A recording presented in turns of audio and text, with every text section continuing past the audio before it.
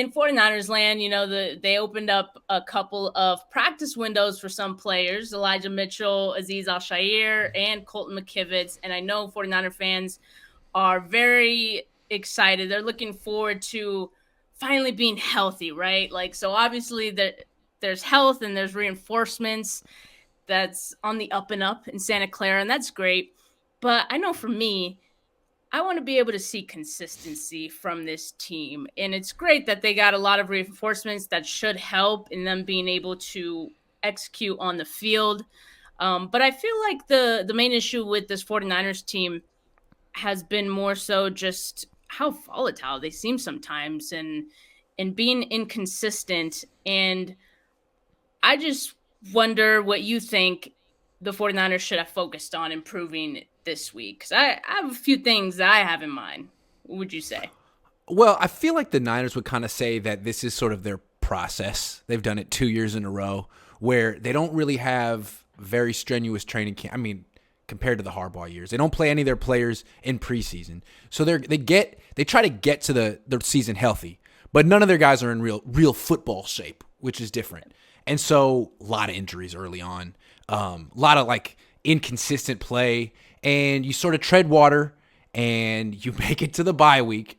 And by then your team is starting to get in football shape. You're starting to get healthy. And if you're not out of playoff contention, you might have found an identity and you might know who you are. So I think like the Niners are trying to sell us that that's where they are right now, that they found their identity on offense. It's Christian McCaffrey. It's their run game. They're going to dominate on the ground again.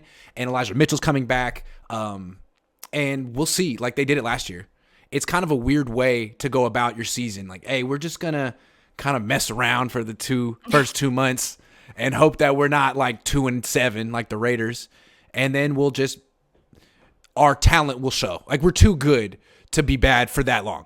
Not that they're bad, but they've been mediocre and underperforming. So I guess what they need to find, to your point, is just straight up consistency and an identity, which shouldn't be that hard considering they've been together for like 4 or 5 years. And they have an identity. So, I don't know. I guess we'll find out who they are in the next few weeks.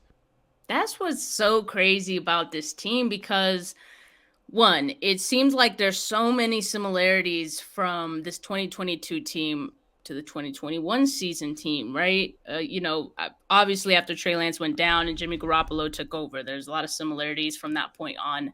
Like if you look at the team, one, the injuries, right? Like that's always a thing. And I don't know if you saw like Jaquiski Tartt, I forget what he was on. He was on some podcast or something like that. And he said that the 49ers practice harder than what he saw with the Philadelphia. I heard that, Eagles. but I didn't hear it during. I wanted to know, like, did you mean training camp or during the season? Well, he wasn't with them during the season, right? He was with them in training camp. Yeah. So I'd love to know more about that because whatever the Niners are doing is not really working that well. Right. Yeah, definitely. And just like not just the injuries, like which is obviously a reoccurring and very frustrating issue in itself, but also like the slow starts, like you mentioned, and it seems almost like they're comfortable with that now because they know they did it once. Come out of it. But yeah, they know they can come out of it. So like this lack what of a tightrope. Yeah.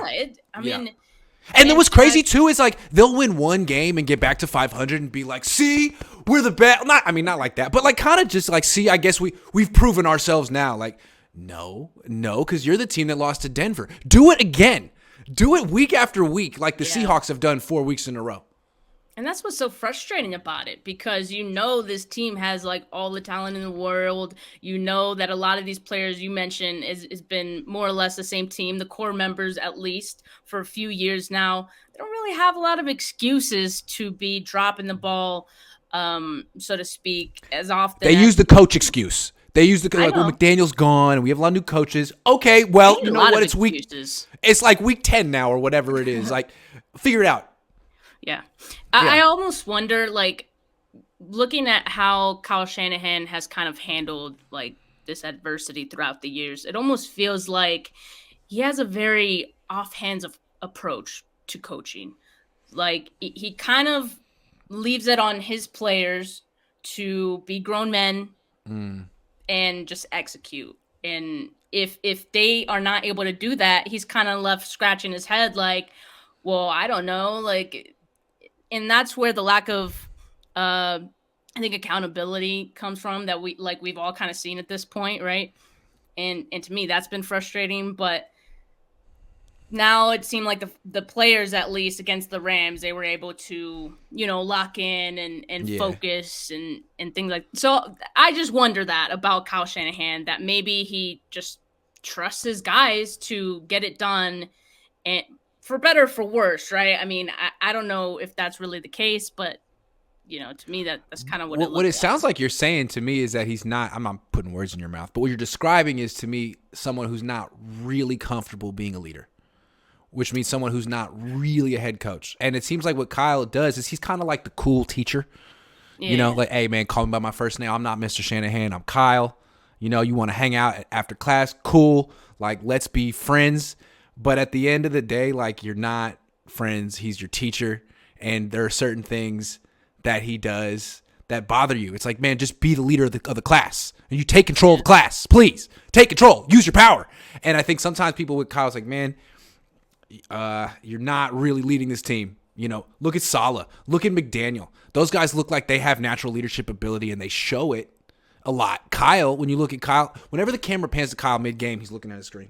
He's like, it's like, dude, show a little life. Anyway, but to your yeah. point, though, I mean, there's so many leaders on this team. It's such a veteran team. I mean, they don't necessarily need him to be that guy, They but I run do feel like themselves. they do. I just felt like when they went to the Super Bowl that one year, Saleh was kind of filling that leadership void from the background without showing up Kyle Shanahan publicly, although the way he runs onto the field is kind of a spectacle. And I don't know if Kyle liked it because he got a lot of film time. Look at Robert Saleh. He's like going crazy on the sideline. There's Kyle. You know what I'm saying? It's just Yeah, and that's almost why, like, I feel like Kyle Shanahan doesn't even get like overly excited about certain plays, because it's like, okay, like I expected that supposed because to. I drew it up Supposed that to. way. That's how it's supposed to be run, like, Right. okay, you I did what you agree. were supposed to do. I'm glad. Wow, you didn't mess it up this time. Nice. Yeah, I totally agree. Yeah, I do genuinely wonder that, and so But I isn't don't that more know of a if, coordinator's mindset, like kind of a perfectionist, like stuck yeah. in? Not to be negative, I mean, but I think it's fair for all of us to say at this point that Kyle Shanahan is a stronger coordinator than he is a head coach, and I think some of those head coaching aspects to it will come over time. I mean, I know like Andy Reid as yeah, well had some it's true. issues that he kind of had to build towards, and so that's why And I'm he patient with empowers his own Kyle. coaches, which is a good thing. I mean, Yeah. look how he No, empowered yeah, Saleh, D'Amico. definitely. I mean, he's not like stifling other leaders on his team. He No. he cultivates leaders. His style may work for him if he wins the Super Bowl. It may work for him, Yeah. but it Yeah. is I his mean, style. we can't really say that it doesn't, right? I mean, I don't know. He's 42, right? He's 43. We'll see. Yeah. He's going to be coaching for like another 30 years. I mean, isn't that obvious? What's he going to do? And that's why I'm not a fan of we need to fire Kyle Shanahan, because another team's gonna pick him up so fast, and That's true. He's a the other lifer. team will be McVay may not be a lifer. McVay may be that dude who's who's an announcer forever with that voice. But Kyle's just going to be that crusty, salty dude who's like on his fourth team, like still in the playoffs. I don't know. It'll be interesting to see what Yeah. happens with Kyle. Yeah. Well, like, okay, we kind of talked about it a little bit, that when the 49ers win after their slow starts, or after a few bad games, they feel really good about themselves, right? And I know some We're people back. were saying, yeah, like We're back. we never Yeah. left. But do you feel like that win against the Rams could potentially give this team false hope? Because, and let me also mention that, in the past, when you beat the Rams, you were beating Right. a contender. Right now, the Rams just looked completely lost. And so I don't know if we can really say the same. And that's kind of why I was like, I need to see consistency. I need to see more. Like, yes, that win against the Rams was great, and the offense looked great. It was clicking. The defense looked good again.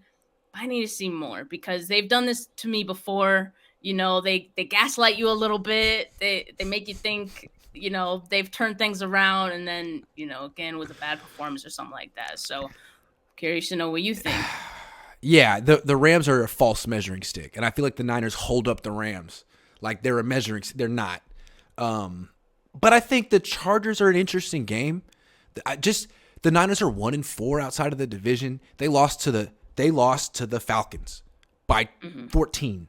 And the Falcons just lost to the Chargers. So if the Niners beat the Chargers, all of a sudden you're looking at the Niners like, okay, some of those losses early in the season, the Niners were going through things, finding themselves. They were hurt. They didn't have an identity. Trey was hurt. Blah, blah, blah, blah. All the excuses come into play. And you're like, okay, this is a team that's definitely going to take care of business down the line and be consistent. They lose to the Chargers. Oh, my God. Then you look back and be like, oh, yeah, they definitely deserve to lose to Arizona, to Atlanta and Denver. And now who can you say they're definitely going to beat? Like maybe the teams in their division. But outside of that, so this game against the Chargers to me is a real diagnostic. I think we're going to learn a lot about the team. I think most people expect the Niners to win big. I do. I mean, Seahawks just destroyed them. Beat them by 14 like 3 weeks ago in LA. Not that that's a home field advantage or anything. Still.